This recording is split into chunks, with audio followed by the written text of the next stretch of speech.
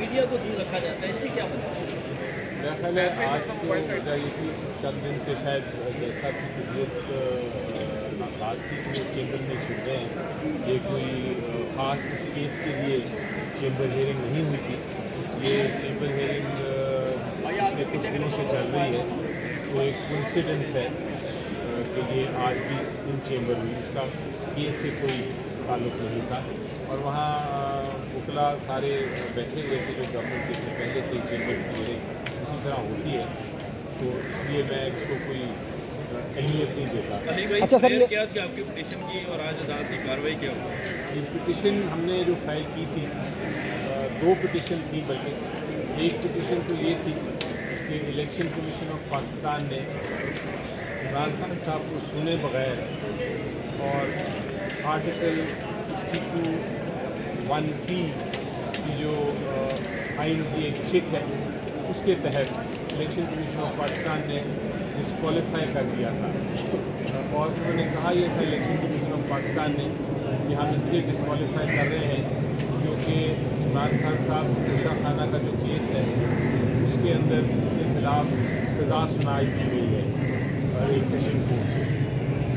हमारे मुताबिक 4 वाज़े पॉइंट्स हैं इस केस में। पहली बात तो ये है कि इलेक्शन कमीशन ऑफ पाकिस्तान के पास इलेक्शन एक्ट में कोई इख्तियार नहीं है कि वो इस किस्म की फैसला सुनाएं, इस किस्म की डिस्क्वालिफिकेशन करें। ये इख्तियार सिर्फ या तो अदालत को है या इलेक्शन ट्राइब्यूनल को है। लेकिन इलेक्शन कमीशन ऑफ पाकिस्तान ने अपना इलेक्शन एक्ट से बाहर जाते हुए उसके खिलाफ वर्जी करते हुए ये ऑर्डर पास किया। दूसरी बात ये थी कि जो सेंटेंस है जिसके पर रिलाई कर रहे हैं इलेक्शन कमीशन ऑफ पाकिस्तान का, वो इस्लामाबाद हाई कोर्ट ने अभी तक सस्पेंड कर दिया है। जब सेंटेंस सस्पेंड हो तो डिस्क्वालिफिकेशन नहीं हो सकती। और तीसरी बात यह है कि इलेक्शन कमीशन ऑफ पाकिस्तान ने हमें सुना ही नहीं, सुने बगैर फैसला कर दिया। और चौथी और सबसे अहम बात यह है कि इमरान खान साहब को जब डिस्क्वालीफाई किया गया वो किसी नेशनल असम्बली के मेंबर नहीं थे, इसलिए उनकी डिस्क्वालिफिकेशन जैसे भी नहीं हो सकती। हमारी नज़र में इलेक्शन कमीशन ऑफ पाकिस्तान का ये ऑर्डर बिल्कुल बेबुनियाद है और एक तरह से मेलाफाइडेड है, बदनीयती पे बेस्ड है। इसलिए हमने ये इस्तदा की थी अदालत से कि आप इस ऑर्डर को कलअदम करार दें। अदालत ने क्योंकि इस इलेक्शन कमीशन का जो मेन ऑर्डर है उसकी अभी केसेस फुल बेंच के सामने समाअत हो रहे हैं, वो पेंडिंग है, तो ये केस भी फुल बेंच को भेज दिया है कि वही इसका फैसला करेंगे।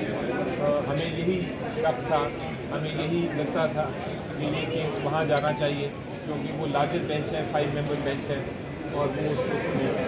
तो अब उम्मीद ये है कि ये केस जल्द समाप्त होगी ताकि हम इस केस को का फैसला जल्द ले सकें। दूसरी पिटीशन जो फाइल की थी वो मैंने पहले भी कहा था कि इंट्रा पार्टी इलेक्शन का ऑर्डर फरमाया था इलेक्शन कमीशन ऑफ पाकिस्तान ने।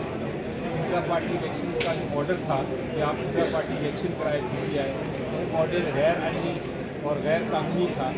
इसलिए हमने फैसला किया था कि हम उसको चैलेंज करेंगे, लेकिन उसके साथ साथ हमने ये भी फैसला किया था कि हम उस फैसले को फ़िलहाल मानते हुए हम इंट्रा पार्टी इलेक्शन भी करा देंगे।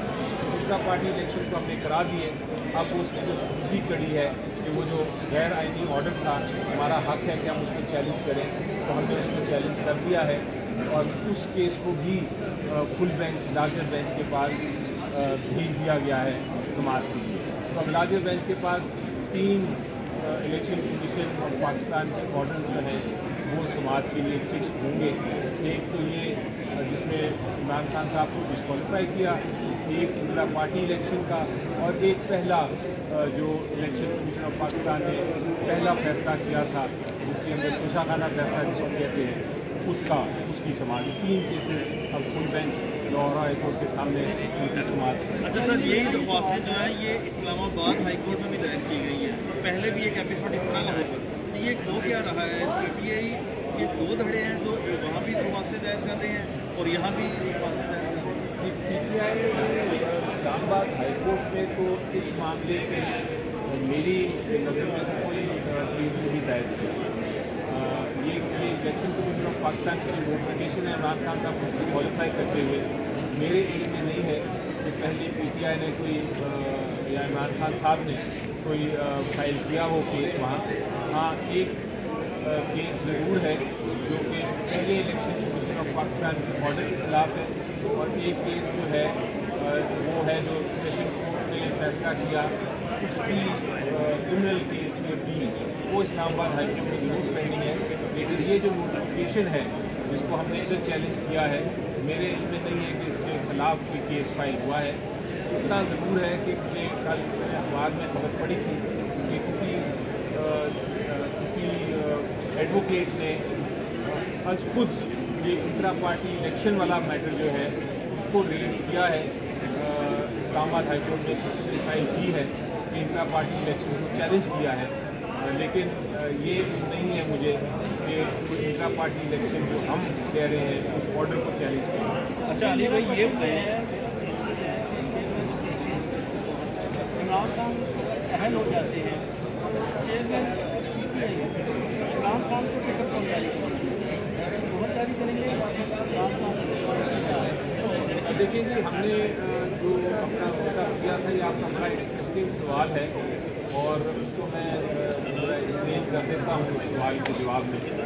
ہم نے جو الیکشن کرایا ہے انٹرا پارٹی الیکشن وہ اس لیے کرایا کیونکہ الیکشن کمیشن آف پاکستان نے آرڈر دیا کہ آپ 20 دن میں الیکشن کرائیں, اور اس میں ہم نے واضح طور پہ یہ کہا تھا کہ ہمارا مقصد یہ ہے کہ جب تک وہ یہ جو نااہلی ہے جس کو آج ہم نے چیلنج کیا ہے, جب تک یہ کوشاخانہ کی نااہلی جو الیکشن کمیشن آف پاکستان نے نوٹیفکیشن جاری کی ہوئی ہے جب تک یہ معطل نہیں ہوتی, جب تک اس کو نل اینڈ وائڈ نہیں قرار دیا جاتا, تب تک کے لیے ہمیں یہ الیکشن میں کسی اور چیئرمین کو الیکٹ کرنا ہے.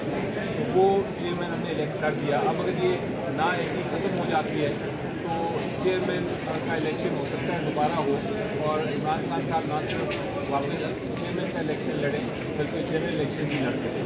تو یہ مقصد ہے اس پٹیشن کا. ابھی تک یہ جو الیکشن کرایا ہے اور جو چیئرمین ہیں وہ ایک ٹیمپرری چیئرمین آپ اس کو کنسیڈر کر سکتے ہیں. آپ اس کو اگر کنسیڈر کرنا چاہیں تو ایک کیئر ٹیکر سیٹ اپ کے طور پہ کنسیڈر کر سکتے ہیں. قانونی طور پہ تو چیئرمین ہے, لیکن مقصد اس کا میں نے آپ کو بتا دیا, مقصد اس کا ٹیمپرری ہے. اچھا علی بھائی, یہ جو موجودہ سینیریو میں جو اس وقت ہے وہ انتخابات میں حصہ لے سکیں گے یا نہیں لے سکیں گے, قانون کی پوزیشن کیا ہے؟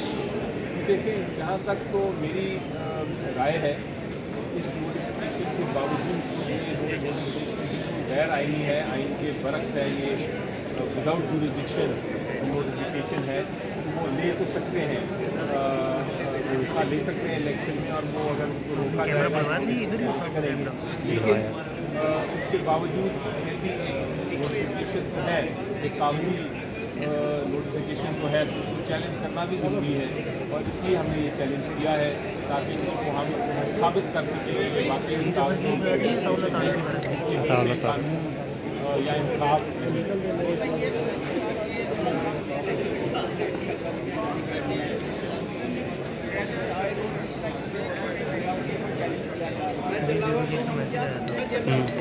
نے بتایا ہی نہیں